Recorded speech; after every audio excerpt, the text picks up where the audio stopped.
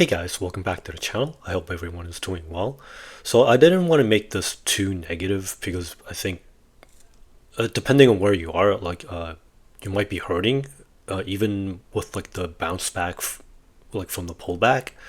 But I guess like everybody's situation is going to be different. So hopefully you guys can bear with me. So sometimes in bull markets like they feel great, but sometimes people get complacent.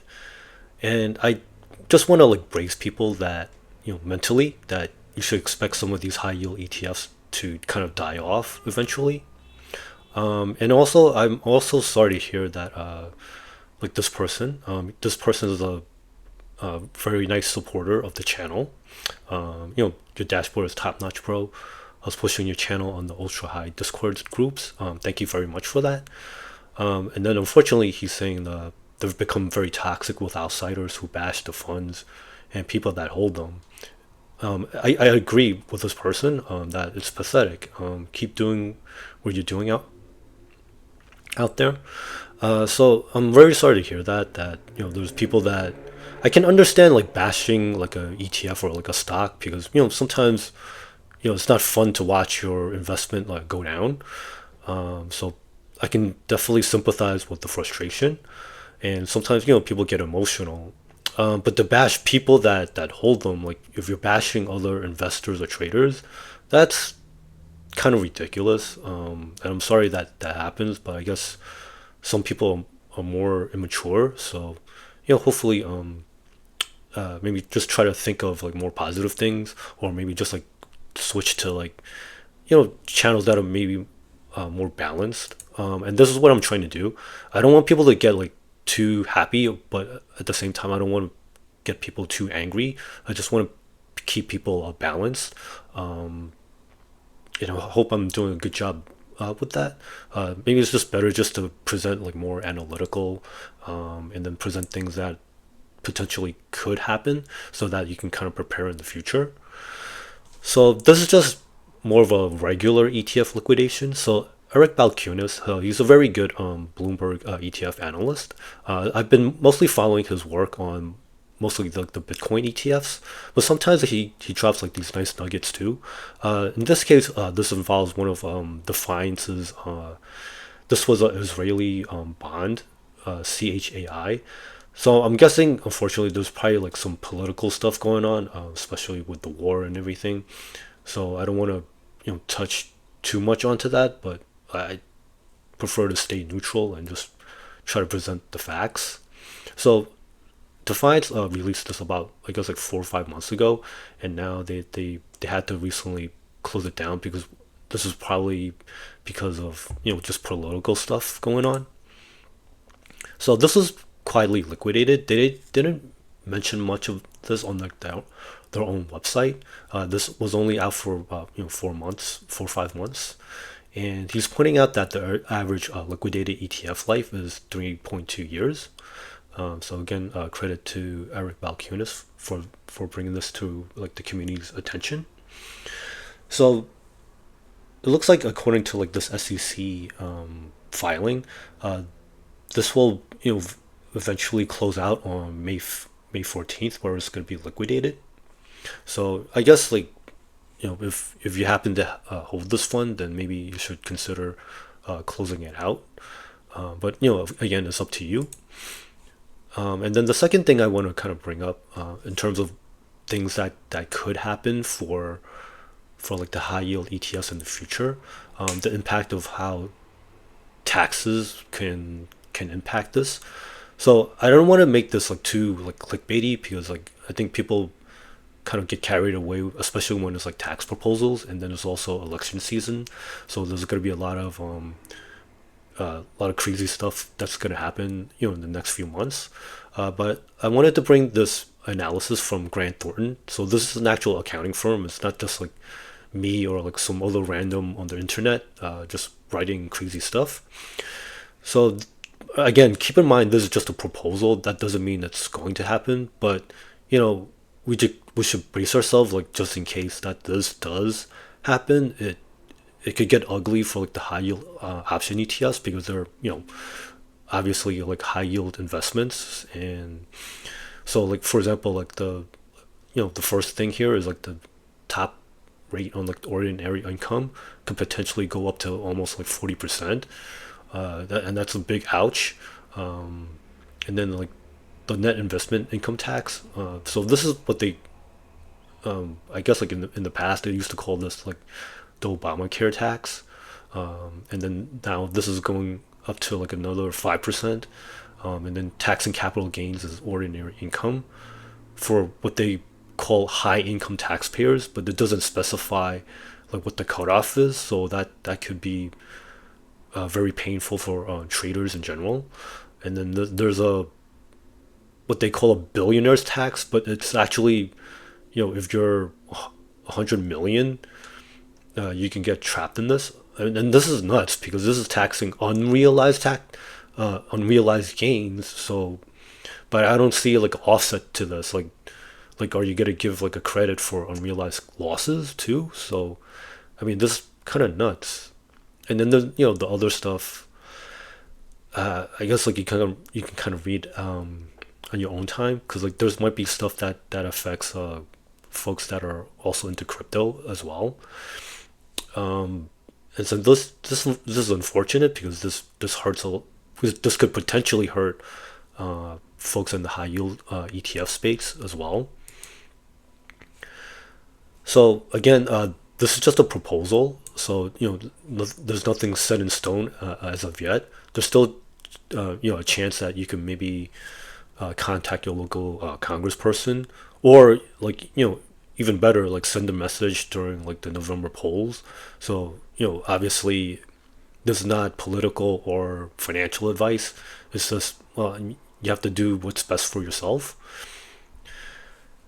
Because even without like the political stuff or even like the tax stuff, it's a pretty sadistic financial game out there. So I've always mentioned that in the beginning, it felt like the high yield space was very like supportive, and then but lately it's been turning to like a player versus player mentality, uh, and this happens also in the crypto space as well. But this time, like the I think crypto might actually have more time. But I'll talk about that in a future video. So I guess like the first thing is like don't get cocky. Even though if you're sitting on like some nice profits, don't take them for granted. You might want to consider taking some profits off the table occasionally, just in case.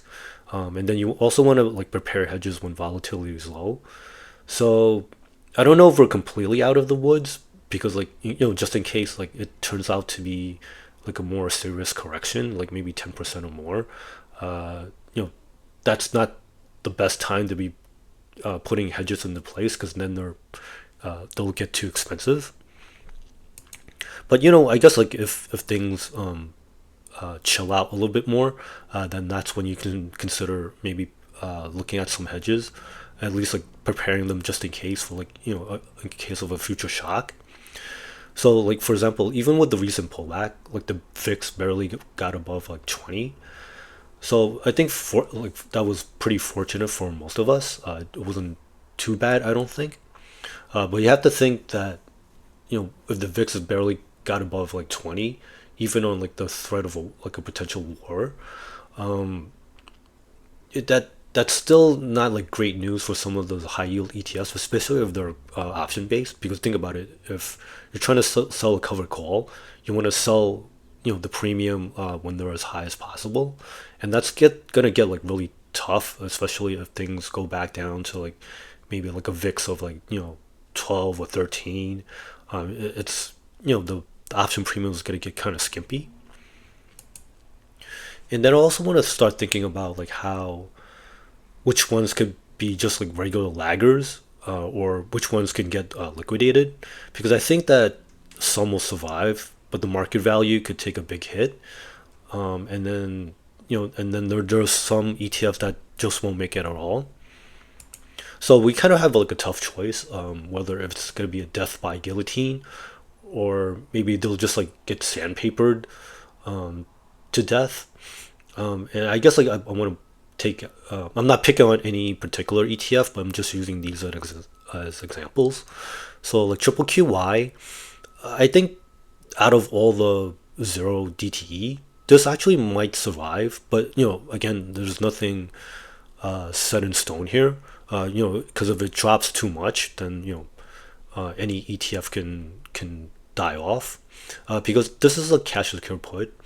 So this is what I would consider like soft delta, meaning there's no underlying stocks. Even though it's like treasury backed, then usually the treasury is collateral. During a down market, it might not perform as well as something like, for example, like iSpy or SpyT. Now, even though they currently have like lower yields, they might have eventually wind up with a slightly higher total return in the future, just because it has what I consider firmer delta. What I mean by that is that like they have stocks backing like the actual ETF, so you'll notice like the yields aren't like as great, but there's a reason for that. There's a trade off. So you always have to like, take these things into consideration. So this chart is just like basically showing like SPY T versus triple QY. And right now, like the price of triple QY is in the mid 15s. So hopefully it doesn't go too far below that, because otherwise, like they might have to consider doing, another reverse stock split, and that just for like optics, that doesn't look very good. And then cause on and on the kind of on the flip side, on the more positive side, uh, SPY T has been holding up fairly well. So hopefully they can stick to like their like a target income, and this might be a good hiding out spot in the future. But we'll just have to see as always. So one thing ETF families, when they're deciding like which ones to cut, usually one factor is going to be like low volume, and I want to kind of bring up XDTE as an example, because even though I like this fund because it pays out weekly, it seems like so far it's been fairly conservative in terms of like the payout. There's no guarantee, like because they range from like being okay-ish to sometimes anemic at times. And then one way to kind of gauge like the like a volume is like the also if the ETF itself has like decent options. Right now, like XDT has pretty bad bid ask spreads. So, like for example, even if you look at the 50 strike, like the bid is like zero, so there's no action in here at all. And then the ask is like $3.80, and I've tried like selling both cash secured puts and like cover calls and on some of these, and man, it's tough. But of course, like we have to keep checking back, just because this one's still relatively new. And another thing that we have to kind of consider, like in the future, for like if we want to kind of like watch out for ETFs that might get the cut, you have to look at also the assets under management. So this is not a like a direct comparison, of course, but this is just to kind of show you what I guess like the ETF bosses are kind of looking at. So for example, Ybit, even though it's been only out for like maybe like a week plus, it already has like almost like $4.5 million in assets under management. But meanwhile, XDT has been out for over a month, and they've only managed to like gather up like 5.3 million. So Ybit is almost overtaking like the assets under management. Again, this is not like a fair comparison. I guess maybe a better one might have been like Ybit versus YBTC, but it's just kind of like the principle of the thing, and not so much like the actual comparison of like the same like type of ETFs. And then also one thing in particular for zero DTE like hedges, these are I've been struggling with this myself for like a while, because there's not like a perfect way to hedge these things. Like one thing you have to consider is like they reset daily, because well, you know like in the name they're zero DTE. So in one way it's good in that they if you have a loss, well you have like the next day to kind of like make up for it. But then that also means like your hedges, like you have to kind of make sure you have like the same type of like implied volatility match. And unfortunately, there's no, I guess, like a good way to offset this unless you want to go in the ETF yourself or like the index yourself and do like a attempt to do like a hedge. But for most people, I don't think it's worth it just because of the expense. Because like you have to be careful, especially with zero DTEs. There's a good chance that you might lose money on both like the zero DTE ETF and the hedge itself. So I have to be careful with that. And then another factor you might want to consider is looking up if like your brokerage might consider your ETF as like quality collateral. So in this instance, I'm using like the Schwab pledge asset line, just to kind of get a sense of like how they think about like these different like ETFs. Like so, for example, QYLD and JEPQ, these are two of the more popular triple Q based option ETFs. And so far, like if you wanted to, uh, and again, this is not a recommendation. This is just to get a gauge of how a major brokerage might like want to get a sense of like how well these could perform in the future. Because obviously they're not going to let you borrow money against this. Like if they think it's crap. So for example, like triple QYLD and JEPQ, again you can borrow up to 70% of like the value of these ETFs. But meanwhile, like if you look at triple QY, you can only borrow like 50%, and the same thing with YMAX, only 50%. And then, interestingly enough, for people that are holding FEPI, because these are, it's not like quite a triple Q, but it's close enough, I think. This one actually has like a higher, I guess, like in terms of like what they considered like a decent enough like collateral. They also let you borrow up to 70%. And then, unfortunately for QDTE, I'm guessing it's because it's relatively new that it's not even eligible for to be able to like borrow against it. So this is like another thing that you can kind of look at as well. And then just kind of thinking ahead, just in case like there's like a serious like financial disruption, a lot of these high yield ETFs could get hurt. And then like maybe one thing to consider is maybe like since for example, Defiance and YieldMax, since they work closely with the Sega, I don't know if they would consider maybe just like doing a merger in the future if they lose enough like market share of like if something bad happens in the marketplace, like that could be something that might make sense. And then like if any one of these fund families fall enough, it could be possible that like a big guy like maybe BlackRock or Fidelity or Invesco or whoever, they might they might actually start sniffing around and say, hey, maybe these like smaller guys, that might be a good fit for us, and they could actually buy them out. But again, this is like kind of in the future. I'm just like thinking ahead of what might happen.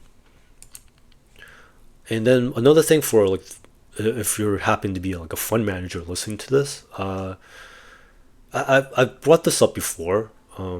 Because during like bear markets, expense ratios will be scrutinized, and also again for maybe if you're like a financial advisor, you're also probably thinking like this like a similar thing. In the like right now, the expense ratios they can be justified because like the either the yields are pretty juicy, or they're overperforming like a benchmark, but that might not always be the case in the future.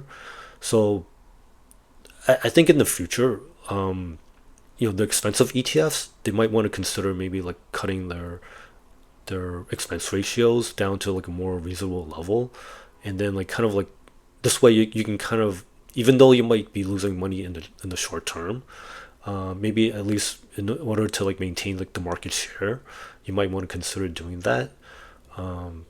Because if they underperform for too long, they might be kicked to the curb. So it's another thing that may want to like keep an eye on.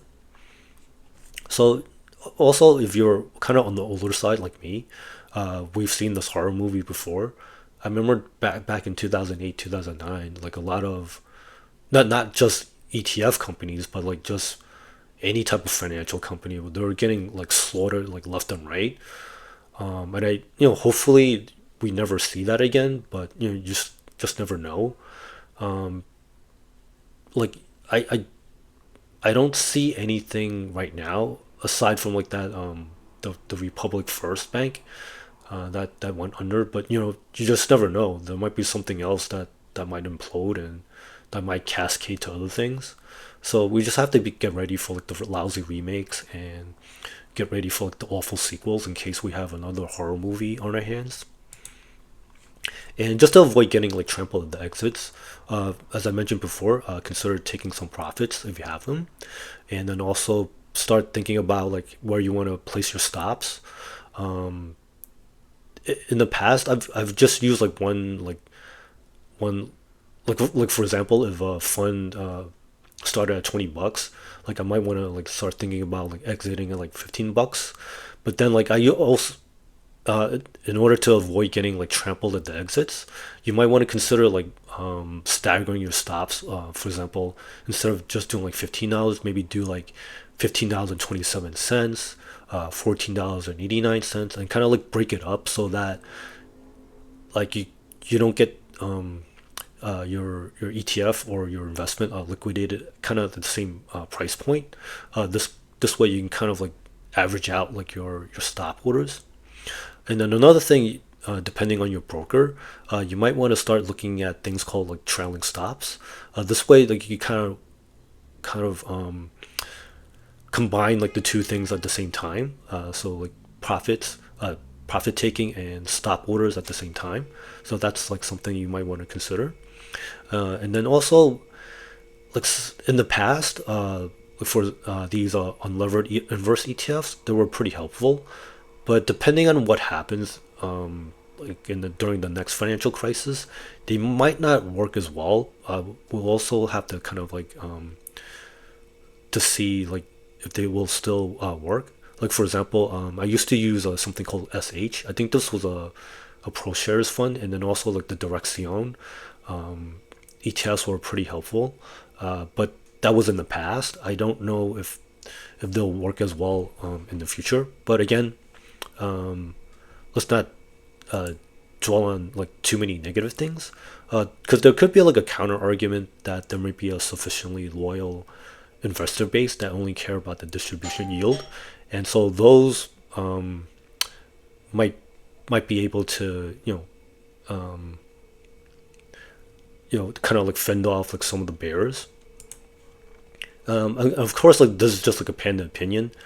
You might have like different goals and preferences, and this is not like a sell everything and hide in a bunker. This is just like my my thought process about like what could happen in the future, and you might want to consider like grabbing what you can and then making a watch list of potential bargains in the future.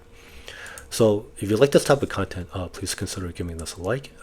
If you can subscribe as well, that would really help me out in the channel out. So thank you for watching. I hope people make some good money out there, and of course, like start protecting your money out there. So I'll see you in the next one. Bye now.